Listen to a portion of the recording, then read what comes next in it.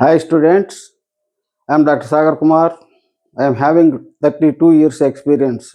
मेरे को एक्सपीरियंस है 32 years एक्सपीरियंस है बॉटनी में. अब नाउ अभी हम देखते हैं डिस्कशन करेगा रेस्पिरेशन इन प्लांट्स. रेस्पिरेशन का मतलब क्या है? रेस्पिरेशन का मतलब ये एनर्जी रिलीजिंग करना किधर सेल में. वो एनर्जी किसको क्या, क्या, क्या, क्या जरूरत क्या है? पूरा मेटाबॉलिक एक्टिविटीज एनर्जी के नहीं तो नहीं चलेगा. वो नहीं चले तो वो जिएगा नहीं. वही है. किंतु इधर हमारा चैप्टर में एनसीईआरटी से बुक में क्या दिया था? वो स्टार्ट वो कैसा स्टार्ट करा था? ब्रीथिंग से स्टार्ट किया. कोई रिलेशन है ब्रीथिंग और रेस्पिरेशन को? है. ब्रीथिंग का मतलब हम सभी मालूम है. हमारे बारे में बोलने तो इनहेलेंसी एंड एक्सहेलेंसी मीन मतलब क्या है? श्वास अंदर लेना, बाहर छोड़ना. ये समय क्या होता है? अंदर जब लंग्स में जाएगा हवा, उसी में 21% ऑक्सीजन है ना. वो ऑक्सीजन डिफ्यूजन से रेड ब्लड सेल्स लेगा और कार्बन डाइऑक्साइड बाहर देगा. वो जब एक्सहेलेशन में वो कार्बन डाइऑक्साइड के साथ हवा भी बाहर आएगा. ये हमारा और बहुत आसपास जानवर भी वैसा ही करते हैं. किंतु ये ब्रीथिंग का मतलब एक्चुअली ये वो दिया मतलब क्या है? ब्रीथिंग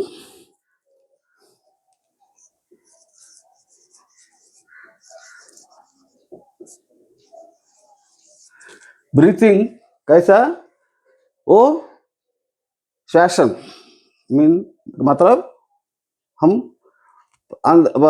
श्वास लेते हैं ना, श्वास और बाहर देते हैं श्वास को. ये दोनों को हम बोलते हैं. किंतु ये दो तरह रहता है. वो डायरेक्ट, इनडायरेक्ट.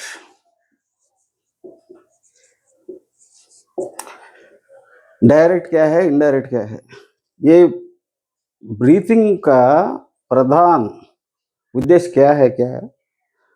ये ऑक्सीजन जो है ना, वो एनर्जी रिलीजिंग करने का, वो ऑक्सीजन हवा में होता है. ये हवा में ऑक्सीजन है ना, वो सेल को पहुंचना, सेल अंदर पहुंचने तो सेल में रेस्पिरेशन होता, सेल में श्वसन होता.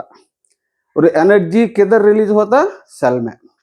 किंतु उनको वो क्या चाहिए? ऑक्सीजन चाहिए. ऑक्सीजन किधर से आता है? हवा से, जो हम इनहेलेशन में लेते हैं. वो लेकर ब्लड में वो पूरा सेल्स को ऑक्सीजन देगा. वो सभी हमको मालूम, तुमको आप लोगों को मालूम है. किंतु वो उधर ही दूसरा लाइन भी दिया था इन द चैप्टर में. स्टार्टिंग में हम सांस लेते, ब्रीथिंग करते, प्लांट्स भी करते हैं, माइक्रोब्स भी करते हैं. वो आंसर क्या है? Plants, microbes.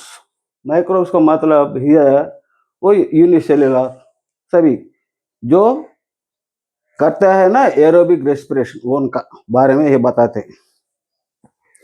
ये सीधा जो हवा है ना, सीधा सेल को पहुंचेगा. अगर सेल इधर है तो ये सेल को ये पूरा ऑक्सीजन मिलेगा हवा के साथ. ये अंदर जाएगा. अगर वो बोलते हैं डायरेक्ट. प्लांट्स एंड माइक्रोब्स ऐसा ब्रीथिंग करता है. एनिमल्स है ना, हम वो एनिमल्स में हम भी है, ह्यूमन भी है. वो क्या करता है?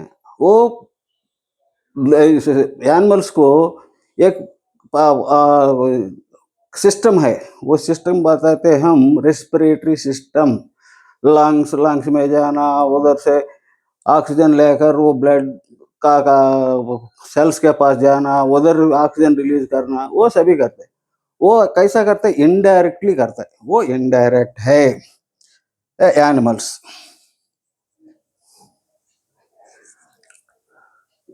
जो बड़ा एनिमल्स है ना और आसपास में, वो ये है प्लांट्स माइक्रोब्स करता है, ऑक्सीजन सीधा हर एक सेल को मिलता है। यही है उनका आंसर। जब वो क्वेश्चन दिया, आंसर भी आपको मालूम होना पड़ेगा, क्योंकि ये भी नीट बिट है एक। अभी देखिए क्या ब्रीथिंग का इंपॉर्टेंस मैंने बताया था। वो ब्रीथिंग, अगर ब्रीथिंग नहीं तो क्या होता, वो भी पूछ सकते हैं। ऑक्सीजन सेल तक नहीं पहुंचेगा, सेल तक जाने के बाद, ये सेल है तो सेल तक जाने के बाद सेल के अंदर जाएगा, कैसा? डिफ्यूजन से, और O2 अंदर जाएगा और CO2 बाहर आएगा। ये पूरा डिफ्यूजन। याद रखना, डिफ्यूजन का एनर्जी जरूरत नहीं। जो पूछेगा क्या प्लांट्स का प्रेस्पिरेशन करता है ना, वो एनर्जी यूटिलाइज करेगा उसके? नो। किंतु एनिमल्स रेस्पिरेशन करने, ब्रीथिंग करने तो उनको एनर्जी चाहिए, क्योंकि रेस्पिरेटरी सिस्टम काम करना पड़ेगा ना, इसलिए एनर्जी चाहिए। ये भी नीट का बिट है, वो पूछ सकता है सीधा। डिफ्यूजन का जरूरत नहीं, डिफ्यूजन का एनर्जी नहीं चाहिए। कैसा भी हो, ये ऑक्सीजन इधर तक जाने के बाद, सेल के जाने के बाद, वो तो डिफ्यूजन करेगा। ये एक इम्पॉर्टेंट पॉइंट है। अभी क्या करेगा? ऑक्सीजन अंदर जाने के बाद ऑक्सीजन ये क्या करता है? ये रिएक्शन में, रेस्पिरेशन रिएक्शन में, they will participate and releases the energy. How? C6H12O6 plus 6H2O gives 6CO2 plus 6H2O plus energy। ऐसा देते हैं, यही अदरी लेका। ये क्या है? ग्लूकोज। ग्लूकोज क्या है? ग्लूकोज कैसा आता है? हमको फूड से आता है। फूड कोई खाता है ना, वो खाने में वो मैक्रोमोलिक्यूल होता है। मैक्रोमोलिक्यूल में कार्बोहाइड्रेट्स मेजर आइटम है। वो वाटर, जब ये ऑक्सीजन लेता है ना, ऑक्सीजन के साथ ये ग्लूकोज रिएक्शन कर, ये क्या करता है? कार्बन डाइऑक्साइड बाहर देता है, वाटर भी देता है, एनर्जी भी देता है। इधर भी एक नीट बिट है। वो फोटोसिंथेसिस में क्या करता है? फोटोसिंथेसिस में carbon dioxide plus water gives C6H12O6 glucose plus oxygen plus water. ये दोनों रिएक्शन में कुछ कॉमन क्या है बोलने तो क्या करेगा? वो यही है कॉमन। बाहर आने वाले में कॉमन क्या है? वाटर है। ये भी नीट बिट है। वो कभी कभी डायरेक्टली इनडायरेक्टली ऐसा प्रश्न पूछते, याद रखना। इसीलिए मैंने ये दिखाया था। अदर, और बाद में क्या होता है? ऑक्सीजन अंदर जाकर सेल में ग्लूकोज के साथ मिलकर रिएक्शंस होता है। कुछ रिएक्शन होकर बाद में ये कार्बन डाइऑक्साइड बाहर देते, वाटर देते, एनर्जी भी देते। एनर्जी क्या का जरूरत क्या है? अगर एनर्जी नहीं तो कोई मेटाबॉलिक एक्टिविटीज नहीं होगा। मेटाबॉलिज्म मतलब क्या है? ये पूरा metabolic reactions, continuous chemical reactions which is to appear in the protoplasm are called as metabolism. First lesson में ये मेटाबॉलिज्म नहीं तो जिएगा नहीं सेल। इसलिए एनर्जी उतना जरूरत है।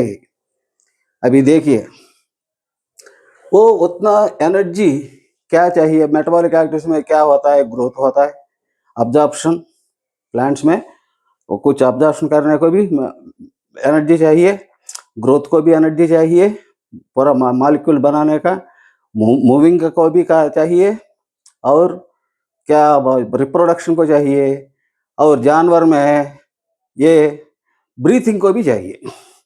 वो दिया था लेसन में। क्योंकि ऐसा एनर्जी पाने के लिए कैसा आता है, हम क्या करते हैं, खाना खाते हैं। खाना में मैक्रो मॉलिक्यूल फूड मॉलिक्यूल्स है, organic matter, organic molecules, organic compounds, वो ऑक्सीडाइज करेगा। Oxidise and reduction anabolic, oxidation catabolic, remember. क्योंकि ये फूड मॉलिक्यूल है ना, ग्लूकोज, ये बनाना फोटोसिंथेसिस का काम है। वो क्या करता है, सनलाइट लेकर ग्लूकोज, सुक्रोज एंड कार्बोहाइड्रेट्स बनाएगा, ये स्टार्च बनाएगा। वो सभी बनाते छोटा छोटा मॉलिक्यूल्स लेकर बड़ा मॉलिक्यूल, वो एनाबॉलिक। अभी क्या करते हैं रेस्पिरेशन में, कैटाबॉलिक, ये टूटकर ऐसा होता है, मैक्रो मॉलिक्यूल टूटकर, दैट इज ऑक्सीडेशन। सो ये क्या ऑक्सीडाइज होकर ऑक्सीजन के साथ ऐसा देता है। इसलिए वो कैसा आता है, फूड के साथ, फूड मैक्रो मॉलिक्यूल्स कैसा जाता है अंदर, फूड के, फूड ऑर्गेनिक कंपाउंड। अभी देखिए food importance, that is the food importance. अगर फूड नहीं तो एनर्जी नहीं आएगा, एनर्जी नहीं तो मेटाबॉलिज्म नहीं आएगा, मेटाबॉलिज्म नहीं तो जिएगा नहीं, यही सीक्वेंस। अभी इसी में ब्रीथिंग कैसा रिलेट होता है रेस्पिरेशन को, ब्रीथिंग अलग है रेस्पिरेशन, किंतु ब्रीथिंग के बिना रेस्पिरेशन नहीं होगा, एरोबिक रेस्पिरेशन। क्योंकि मैंने बताया था ना, ऑक्सीजन सेल तक पहुंचना पड़ेगा, उधर उधर डिफ्यूजन के चले ऑक्सीजन अंदर ही आएगा। अगर ऑक्सीजन नहीं तो यह काम नहीं करे। इसलिए ये क्या होता है, connected to breathing. In reality breathing is related to the process of the energy release he has given, वो दिया था बुक में। मीन्स रेस्पिरेशन को कंटिन्यूएशन है। और अब देखिए कैसा आता है, मैंने बताया था एनर्जी कैसा आता है, मैक्रो मॉलिक्यूल्स जो है ना फूड में, ऑर्गेनिक कंपाउंड, वो ऑक्सीडाइज होकर द फूड में जो ब्रेक डाउन होता है, और ये ब्रेक डाउन जब ऑक्सीडेशन होता है ना, ब्रेक डाउन होता है और एनर्जी बाहर आता है। ऑक्सीडेशन में एनर्जी बाहर आता है, एनर्जी कादर रहता है पहले, ये कार्बन C6 है ना, ये कार्बन कार्बन के बीच में बॉन्ड्स है ना, वो बॉन्ड का रूप में एनर्जी रहता है। जब ब्रेक डाउन होता है वो एनर्जी बाहर आता है। और ऐसा इंपॉर्टेंट फूड, खाना फूड कैसा मिलता है, अब सभी को मालूम है, फोटोसिंथेसिस के रूप में सनलाइट लेकर सभी ग्रीन प्लांट्स बनाता है, वो हमको मालूम है। वो कैसा फोटोसिंथेसिस, वो सनलाइट लेता है, ग्रीन प्लांट्स क्लोरोफिल वो बनाता है, सनलाइट और कार्बन डाइऑक्साइड लेकर। अब किसके साथ, वाटर के साथ, वो हमको सभी मालूम है, फोटोसिंथेसिस में वो होगा था। ऐसा फूड बनाने के बाद वो फूड सभी लिविंग ऑर्गेनिजम्स को, वो जो जीते हैं ना लिविंग ऑर्गेनिज्म, वो सबको वही फूड है, जो प्लांट्स बनाते हैं ना वही फूड है। प्लांट, वो किधर क्वेश्चन पूछा था, वी आर ईटिंग, हम खाते हैं, प्लांट्स भी खाते हैं, नहीं प्लांट्स नहीं खाएगा, प्लांट्स बनाते हैं वो फोटोसिंथेसिस के रूप में। ये प्लांट जब बनाते हैं वो फूड को, और वट एवर द खाना, सभी जानवर हेट्रोट्रोफ वो फूड लेकर जो जीते हैं ना, वो बोलते हैं हम हेट्रोट्रोफ्स। वो हेट्रोट्रोफ्स अगर two types, that first chapter 1 में आया था ये सभी। heterotrophs again herbivorous, carnivorous, saprophytes, like that.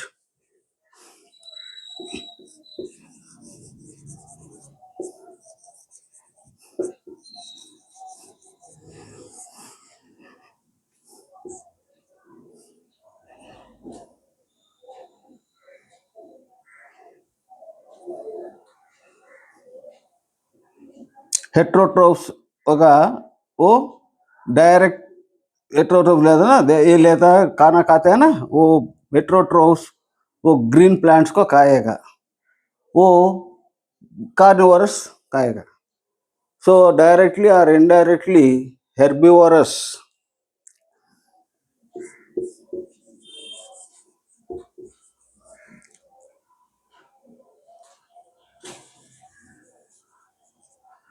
हेर्बिवोरस खाकर कार्निवोरस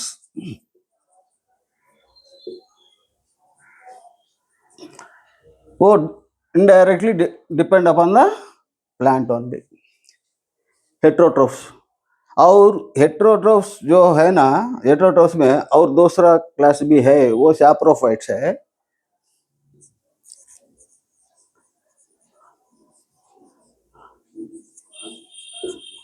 ये सैप्रोफाइट्स का खाना कैसे मिलेगा ये जानवर वो लिविंग ऑर्गेनिज्म वो डेथ होने के बाद वो dead and decaying organic compound होता है इसमें वो लेकर वो खाना वो डिकेइंग मैटर को वो है ना वो खाकर एक जीना होगा वो ऐसा जीने का क्या है वो लिविंग ऑर्गेनिजम्स फंगई है और कुछ माइक्रोब्स भी है वो सैप्रोफाइट बताते हैं ये सभी हमको टेक्स्ट बुक में दिया था किंतु आपको 6th क्लास से आता है आपको सबको मालूम है इसीलिए ये सभी का खाना कैसा आता है हम देखा बाद में ये खाना फूड कैसा मिलता है फूड क्या करता है फूड में मैक्रोमॉलिक्यूल्स है मैक्रोमॉलिक्यूल्स ऑक्सीडाइज होता है ऑक्सीडाइज के समय कार्बन कार्बन बॉन्ड्स से जो कुछ एनर्जी है ना वो बाहर आता है वो बाहर आने का एनर्जी को एटीपी का बदल जाएगा वो एटीपी हमको किधर एनर्जी चाहिए उधर जाकर एनर्जी देता है यही है फोटोसिंथेसिस एनिमल्स हेट्रोट्रोफ्स एंड इसीलिए प्लांट्स का मेन आधार है खाना बनाने में वो प्लांट्स कैसा बनाता है सनलाइट से so sunlight is the main source of the energy that is also correct now इसी अगर खाना बनाया कैसा बनाता है कैसा रिच होता है सभी लिविंग ऑर्गेनिज्म को मालूम होगा वो होने के बाद ये खाना कैसा भी वो प्लांट और सभी सेल्स को मिलता है कौन सा रूप में है ये कार्बोहाइड्रेट का रूप में कार्बोहाइड्रेट्स क्या है ग्लूकोज कार्बोहाइड्रेट है सुक्रोज कार्बोहाइड्रेट है स्टार्च भी ऐसा रूप में जाता है वो जाकर क्या करता है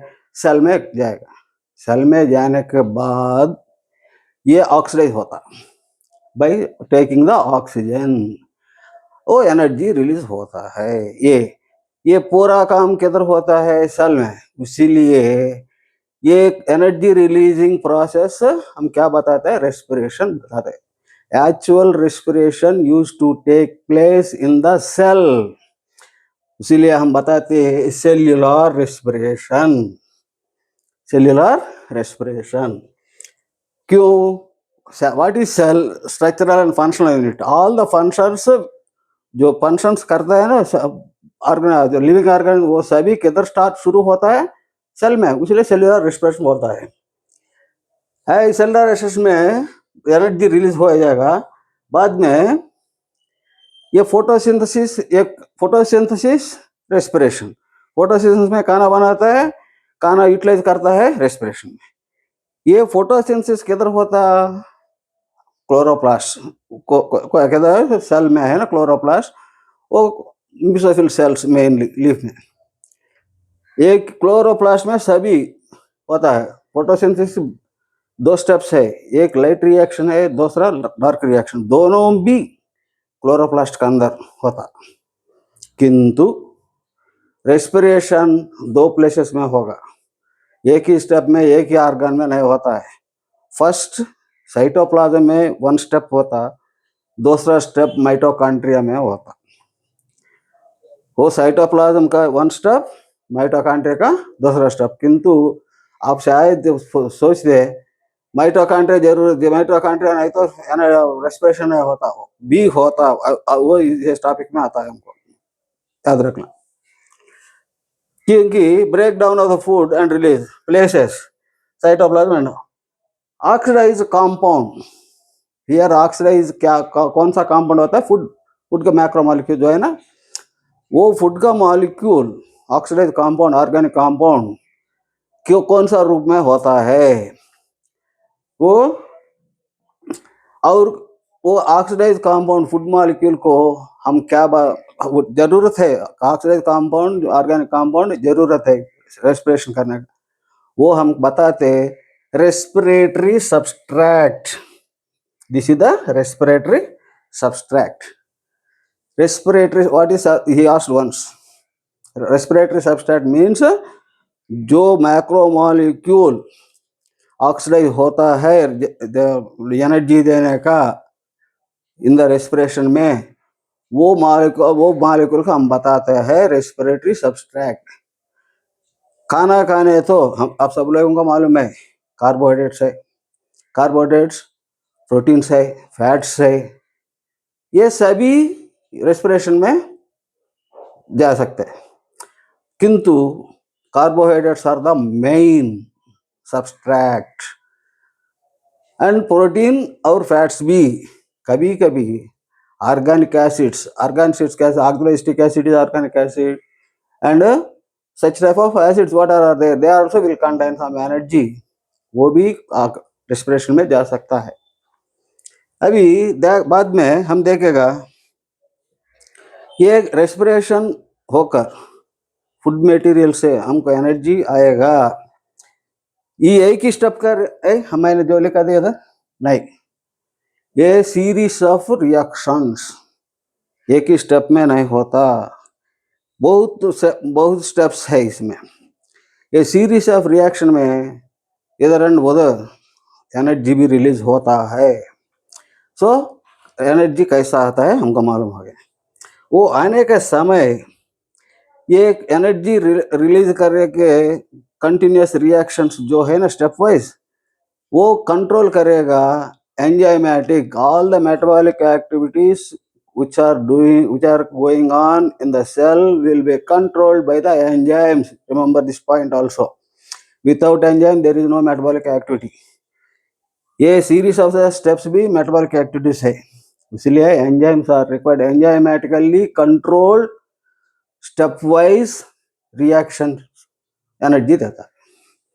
जो एनर्जी बाहर आता है वो एनर्जी बाद में, वो एनर्जी काइनेटिक एनर्जी है वॉट एवर, वो एनर्जी केमिकल एनर्जी में बदल जाएगा। कौन सा केमिकल एनर्जी? एटीपी क्या है? Adenosine triphosphate. सब लोगों को मालूम है adenosine triphosphate is the energy stored energy. जब एनर्जी चाहिए एटीपी बिकम्स एडीपी, वो भी आपको मालूम है। Adenosine triphosphate will lose one phosphate by breakdown of phosphoanhydrate bond. It will release the energy. वो एनर्जी मेटाबॉलिक वो रिएक्शन में पार्टिसिपेट करेगा, क्योंकि एनर्जी काइनेटिक एनर्जी है, वो कंटिन्यू फ्लो में आता। वो कैसा बदलता है? केमिकल रूप में, केमिकल एनर्जी का बदल जाएगा। वो chemical energy stored energy is the ATP, adenosine triphosphate. अभी देखिए एडेनोसिन ट्राइफॉस्फेट कौन सा मेटाबॉलिक एक्टिविटी हो वो सेल में होता, उधर एनर्जी चाहिए, उधर जाकर एनर्जी रिलीज करता है। ये इसीलिए हम एटीपी को बोलते वो क्या है? Energy currency. किधर भी एनर्जी चाहिए ना तो ये जाएगा। कैसा करेंसी मीन्स आपको सब लोग मालूम है, हमारा जेब में पैसा है ना तो हम कुछ भी कर सकते हो, खाने का चीज कर सकते, कपड़ा करना सभी कर सकते, जो चाहिए जो हम पा सकते हैं बाई पेइंग, वो मनी को उनको देकर, करेंसी देकर। ऐसा ये केमिकल एनर्जी के रूप में है ना, जो एटीपी, किसी भी मेटाबॉलिक एक्टिविटी में एनर्जी जो किधर चाहिए उधर जाकर एनर्जी देते हैं, इसीलिए हम बोलते हैं energy, currency of the energy. और इसमें ये मतलब all the metabolic activities, energy ATP is the energy source. वो ऐसा कैसा आता है सभी हम देखा था। अभी देखेगा इधर एक डेफिनेशन भी दिया था हमारा बुक में, एनसीईआरटी बुक में। वो क्या दिया? Break down of carbon carbon bonds of complex compounds through oxidation within cells leading to release considerable amount of energy is called as respiration। ये डेफिनेशन अच्छा आपको जरूर आना पड़ेगा।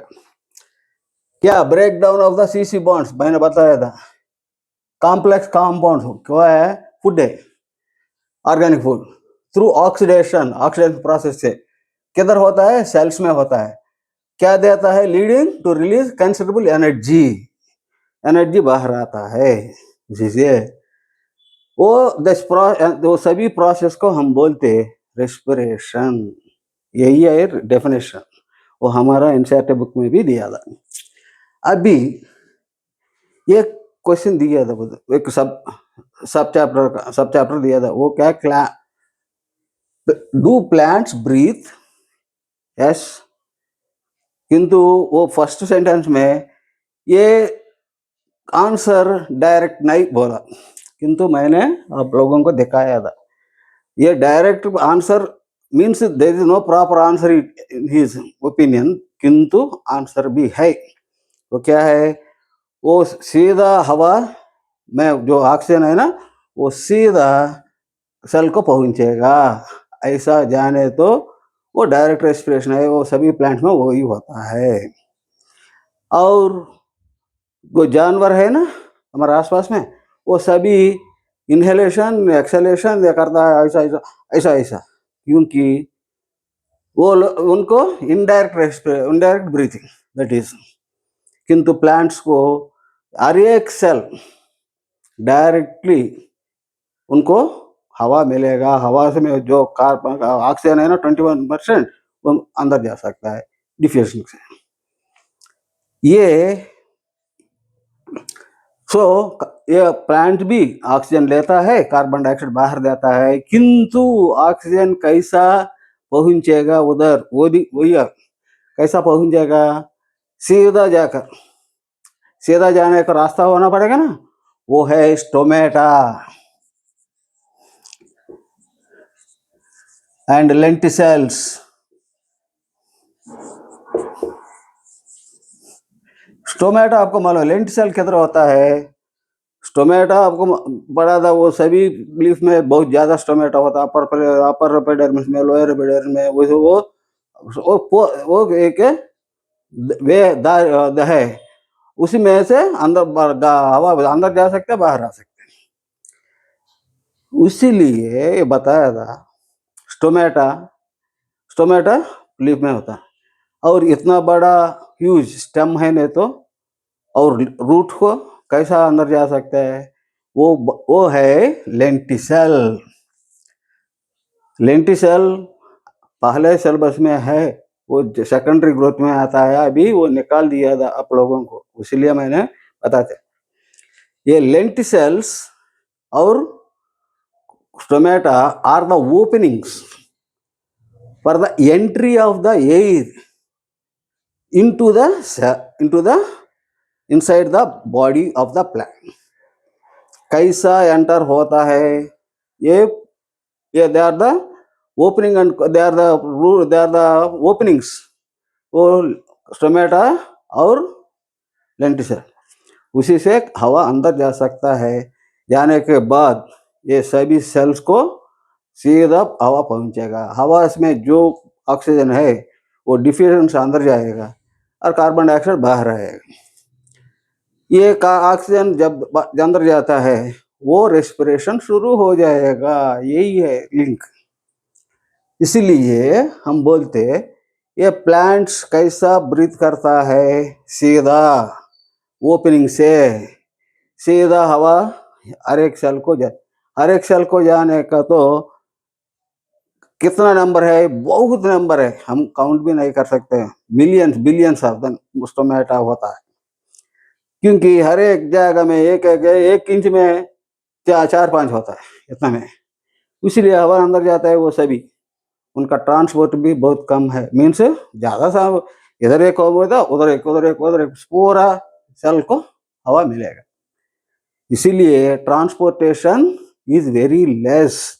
अंदर जाने के बाद इधर गया बाहर, हर एक आर्गन को जाना जरूरत नहीं। हर एक आर्गन में thousands millions of the lenticels or stomata are present. They will be used for the entry of the air. This is also neat question. बाद में ऐसा वो हवा में जो ऑक्सीजन है वो सीधा लिविंग सेल को मिलेगा, देगा। If 1 point first वो वैसा ऐसा जाने तो ऑक्सीजन कम मिलता है, वो ऑक्सीजन एनफ है, क्योंकि प्लांट्स को उतना एनर्जी डिमांड नहीं। ये सभी 3 पॉइंट्स में दिया था।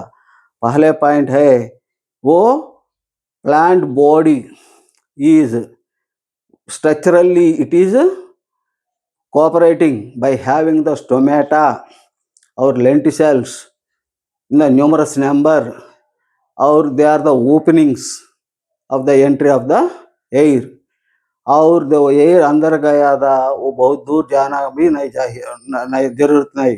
हर एक आर्गन में बहुत ओपनिंग्स है। और दूसरा में दिया था, दूसरा पॉइंट में इनको ज़्यादा एनर्जी नहीं चाहिए, क्योंकि फर्स्ट पॉइंट ये रेस्पिरेटरी सिस्टम है, लंग्स और ब्रीथिंग सभी चाहिए, प्लांट को नहीं चाहिए। सर्कुलेटरी सिस्टम है, ब्लड सर्कुलेशन। एक्सक्रीटरी सिस्टम है नहीं, ये सभी जानवर में होता है। ये सिस्टम काम करने के लिए बहुत एनर्जी चाहिए। और जानवरों क्या करते हैं, वो फूड ढूंढने के लिए, खाना ढूंढने के लिए बहुत घूमते रहते। घूमने तो एनर्जी कंज्यूम हो जाएगा, ऐसा भी एनर्जी ज़्यादा चाहिए एनिमल्स को। ये दो काम प्लांट्स में नहीं, इसलिए एनर्जी बहुत कम चाहिए। ये ऐसा अंदर जाता है ना ऑक्सीजन हवा, वो उतना ऑक्सीजन उनको उतना कम एनर्जी देने को एनफ है।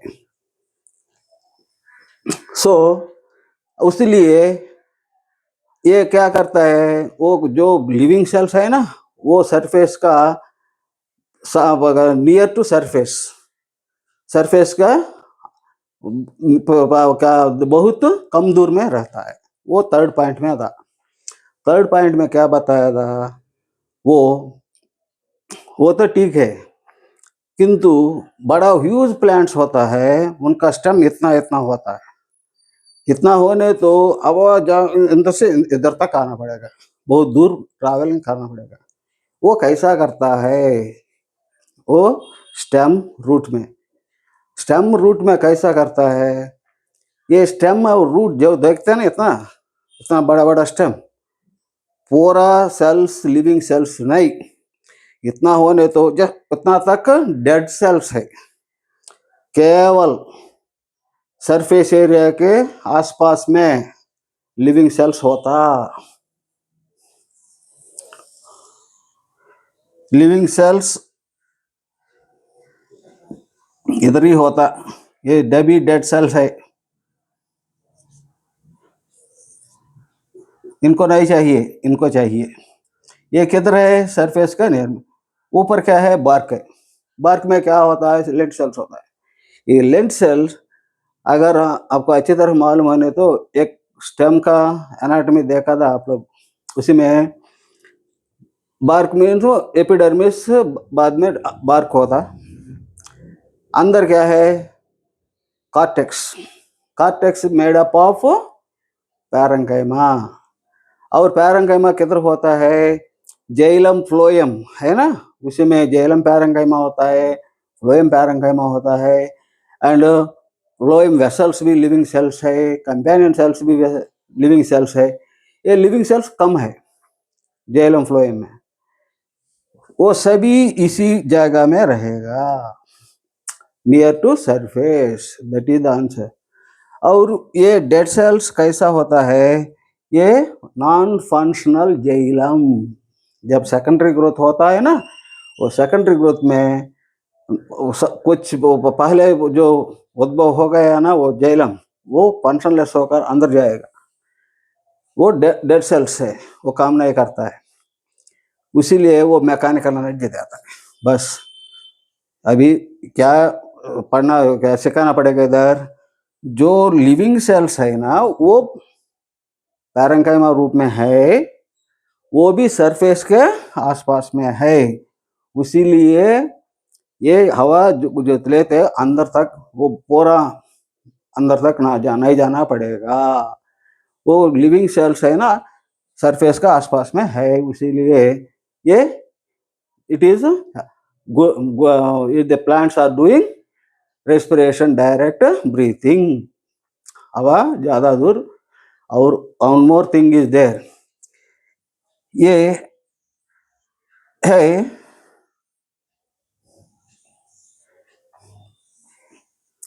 पैरेंकाइमा। पैरेंकाइमा सेल्स में बीच में क्या है, ये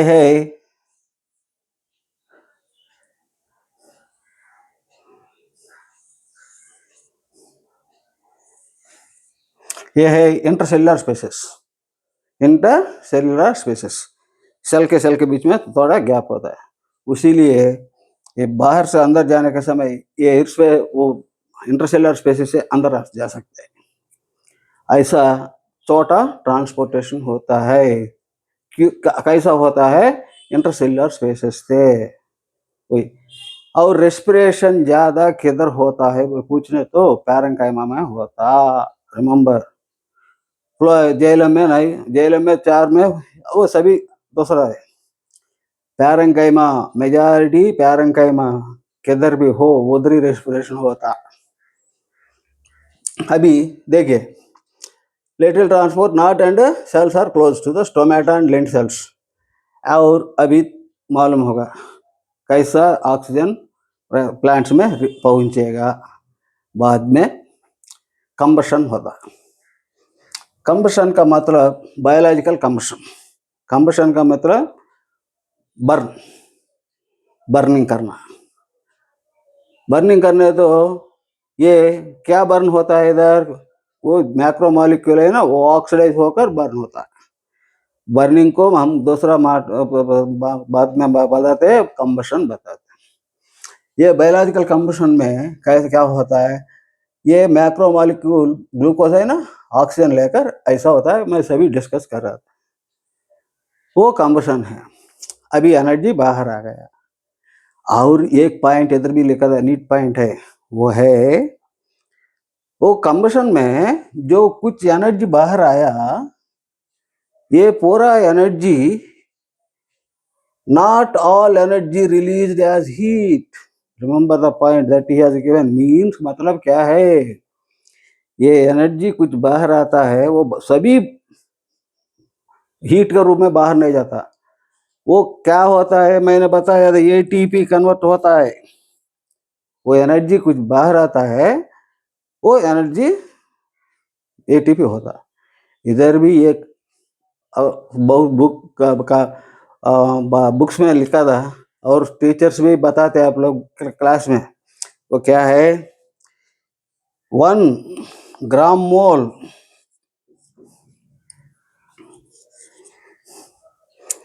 of glucose gives 686 kilo calories. कुछ बुक्स में गलत भी लिखा, ग्राम मोल, ये मोल मीन्स मॉलिक्यूल बताते वो लोग, एक मॉलिक्यूल में एक एटीपी में इतना होता है बोलता है, गलत कंप्लीट। अगर ये उतना से बड़ा गलत कुछ नहीं।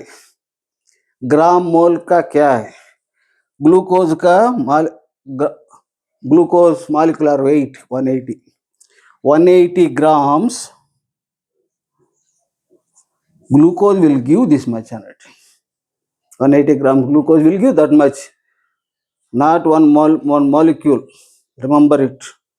अगर कोई बताने तो उनको बताओ वो ग्राम मोल है, नॉट मॉलिक्यूल है, बताओ।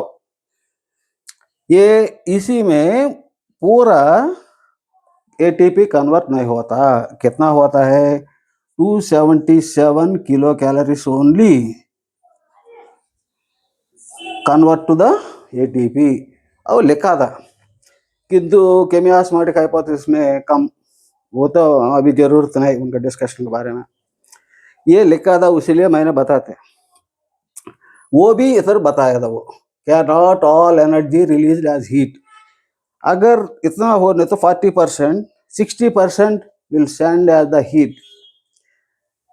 हीट क्या होगा आपको डाउट आता है, अभी जरूरत नहीं किंतु बताता हूँ। वो हीट जो है ना, हमारा बॉडी का हीट टेम्परेचर हमेशा कांस्टेंट होता है।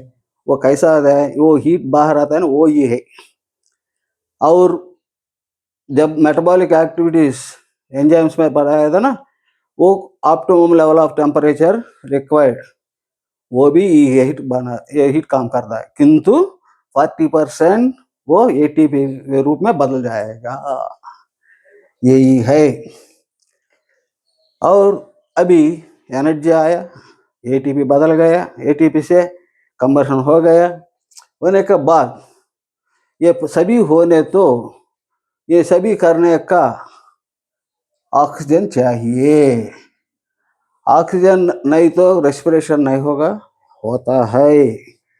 बिना ऑक्सीजन भी रेस्पिरेशन करता है। पहले मैंने बताया था, वो साइटोप्लाज्म माइटोकॉन्ड्रिया 2 प्लेस में होता है। साइटोप्लाज्म में जो होता है उनको ऑक्सीजन नहीं चाहिए। बिना oxygen respiration part will be done where, cytoplasm में। वो बताते हम ग्लाइकोलाइसिस। अब ये दोनों साइटोप्लाज्म और माइटोकॉन्ड्रिया दोनों भी काम करता है। वो तो पूरा that is aerobic respiration. Aerobic means oxygen taking, aerobic respiration. Without oxygen, if it is releasing the energy, that is called anaerobic. Aerobic respiration and anaerobic.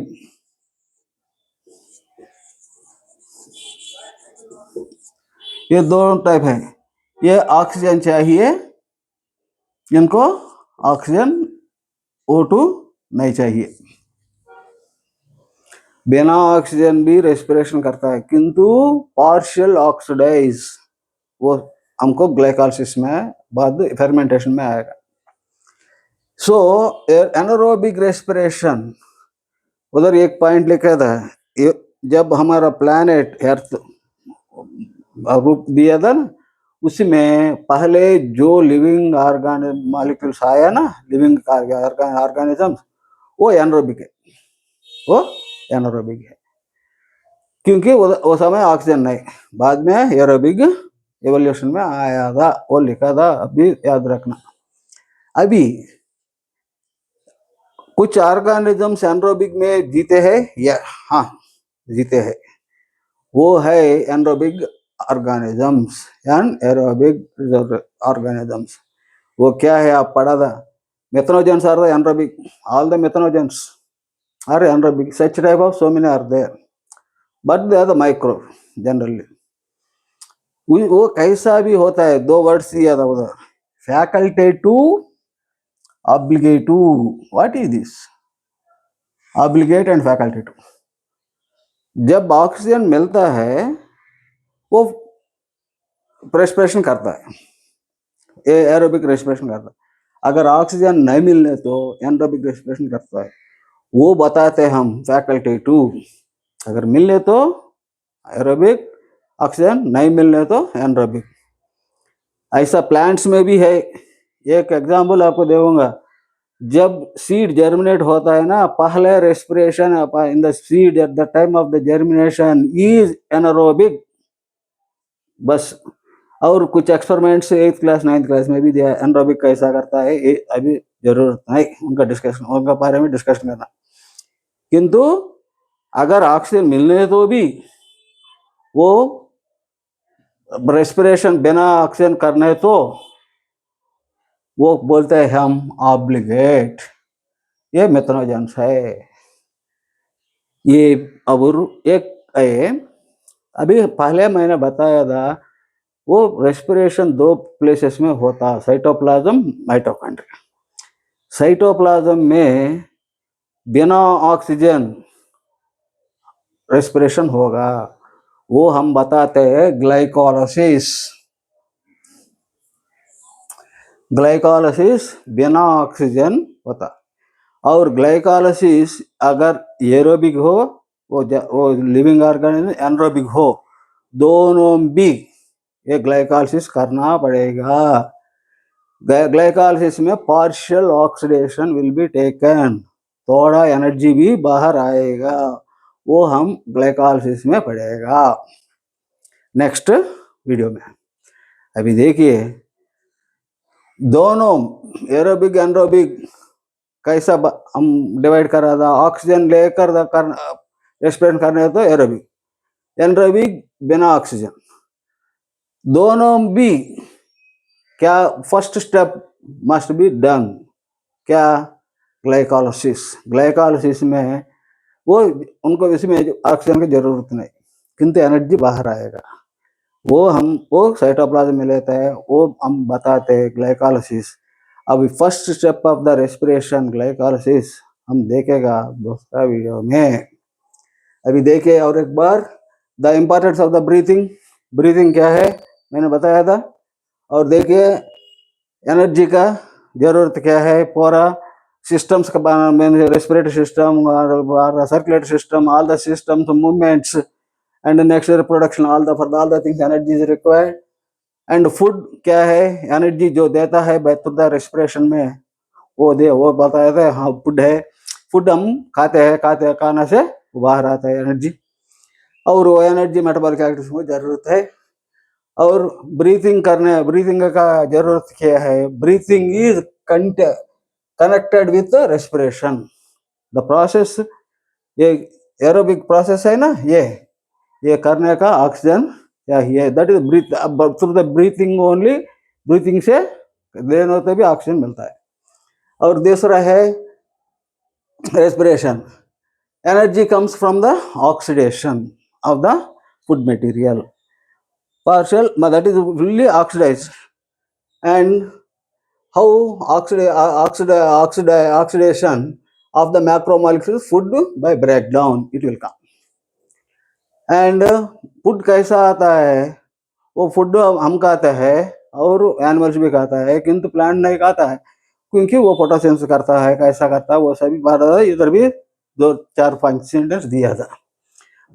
और प्लांट्स कैसा बनाता है फोटोसिंथेसिस, सनलाइट, क्योंकि sunlight is the main source. और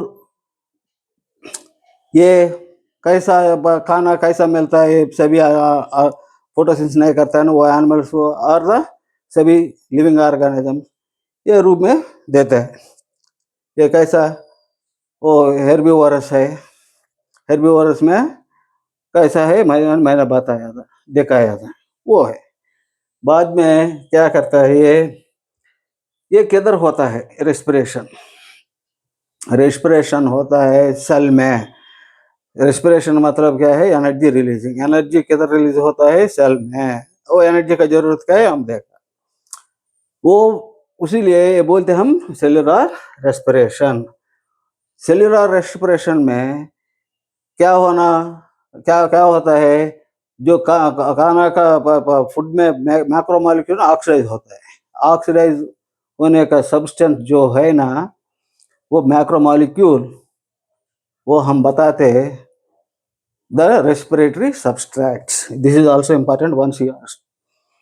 और ये पूरा respiration energy releasing एक ही स्टेप में नहीं होगा, बहुत स्टेप्स में होता है। ये पूरा स्टेप्स में एंजाइम कंट्रोल में होता है। ये पूरा चेन रिएक्शंस में इधर उधर हमको एनर्जी भी मिलता है। वो एनर्जी आने के बाद वो केमिकल एनर्जी में बदलेगा। वो केमिकल एनर्जी है एटीपी।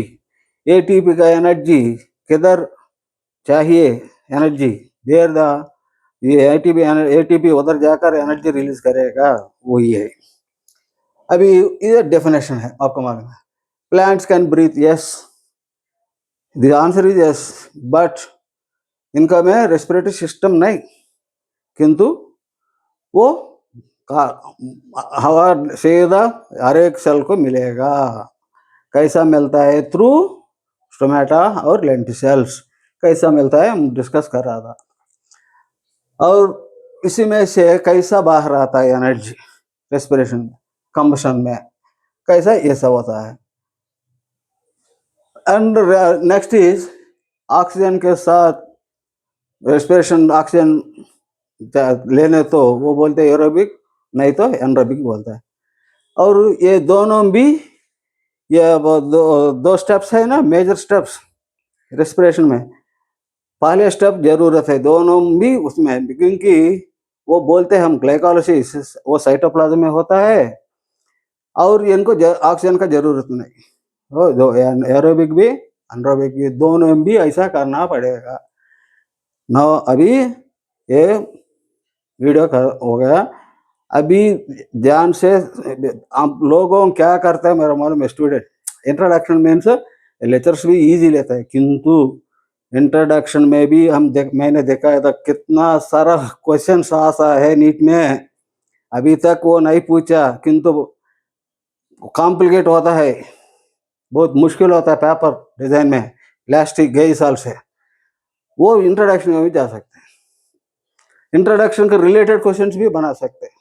इसलिए इंट्रोडक्शन भी आप पढ़ना पड़ेगा ये वीडियो देखने के बाद।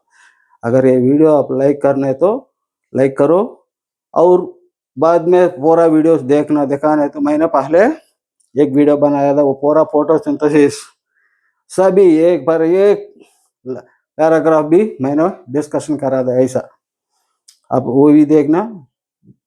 कैसा मेरा चैनल को सब्सक्राइब करो, वो भी आपको सभी मिलेगा। नहीं तो देखिए वो मेरा चैनल का नाम है डीके नीट बॉटनी। वो चैनल में जाओ और मैं जो बनाया था ना वो सभी वीडियोस देखो। अभी 2-3 दिन में मैंने ये पूरा रेस्पिरेशन चैप्टर खत्म हो जाएगा। कल मोस्ट इम्पॉर्टेंट वीडियो मैंने रिलीज करूँगा, वही है क्या है, ग्लाइकोलाइसिस। मैंने देखा था बहुत लोगों को वो क्या बताते हैं, कैसा टीच करता है, स्टूडेंट कैसा अंडरस्टैंडिंग करता है, ये बुक्स में भी कैसा लिखता है मेरा मालूम है।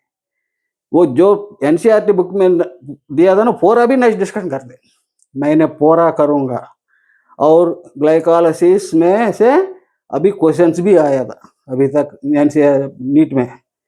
वो मेरा glycolysis analysis of the subject is very very important. I hope you will see that one by subscribing my channel. Don't miss that one. Thank you.